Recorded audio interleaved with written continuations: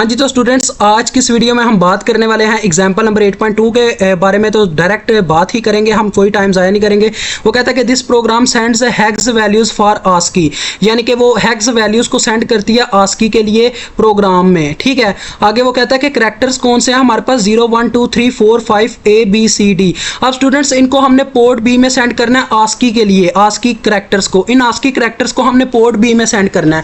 लेकिन एक बात पर ज़रा गौर करो कि मैं अगर इनको एक एक करके सेंड करने बैठ गया तो मुझे तो काफी लंबा कोड लिखना पड़ जाएगा। तो इससे अच्छा मैं इसको अरे के अंदर स्टोर करवाऊं, अरे के अंदर स्टोर करवाने के बाद फिर उसके इंडेक्स की मदद से सबको पोर्ट बी में फेंक दूं।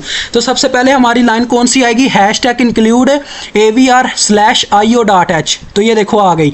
उसके बाद स्टूडेंट्स हम अपनी इंट मेन की बॉडी स्टार्ट कर लेंगे।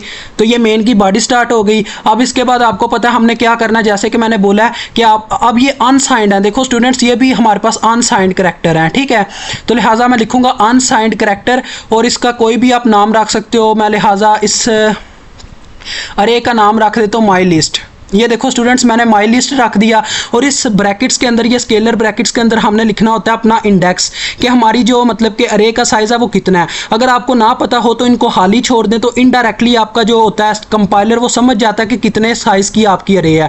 उसके बाद आपने इसके अंदर जो डाटा होता है वो हम करली ब्रैकेट्स में लिखते होते थे अपने C++ में, लेकिन यहाँ पर आप इस तरह से भी लिखोगे तो ये जायज़ है, मतलब कि ये आपको पॉसिबल है, आपके लिए अवेलेबल है।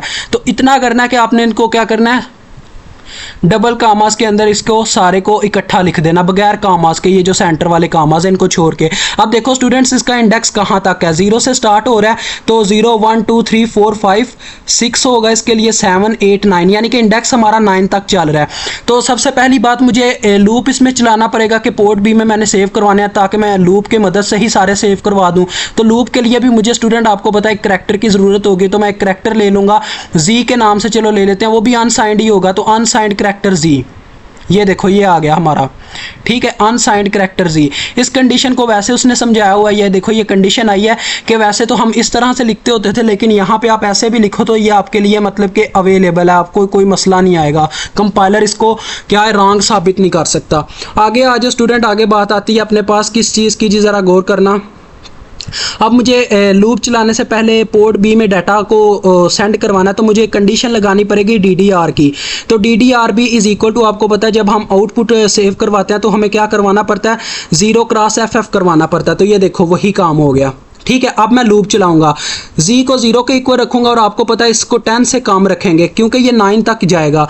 जी 0 से स्टार्ट हो रहा है और देखो 0 से 9 तक ये लूप चलता रहेगा, जिसकी वजह से सारे इंडेक्सेस पे आके ये सारी वैल्यूज पोर्ट बी में सेव हो जाएंगी। आगे मैं लिखूंगा port B is equal to my list into G, यानी कि जी इंडेक्स के तौर पर शो होता जाएगा। देखो port B is equal to my list into G. अब जी पहले 0 होगा तो 0 पे ये 0 सेव हो जाएगा, फिर 1 पे 1 सेव हो जाएगा, सारे इंडेक्सेस पे सारे नंबर सेव होते जाएंगे। ठीक है, उसके बाद स्टूडेंट्स मैंने आपको प्रीवियस वीडियो में बताया था कि ये लूप ऑटोमेटिकली जो है क्लोज नहीं होता, उसके लिए हमें कंडीशन लिखनी पड़ती है वाइल की।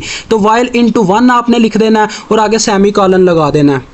तो बस ये आपकी जो मतलब कि बॉडी आप क्लोज हो जाएगी फॉर की। आगे आपने रिटर्न 0 और आपकी ये भी बॉडी क्लोज हो जाएगी अपनी मेन की बॉडी। तो यहाँ पे आपका ये कोड मुकम्मल हो चुका है। मुझे उम्मीद आपको इसकी अच्छी तरह से समझ आ गई होगी। अभी आपसे इजाज़त चाहूँगा। अल्लाह हाफिज़, अस्सलाम वालेकुम।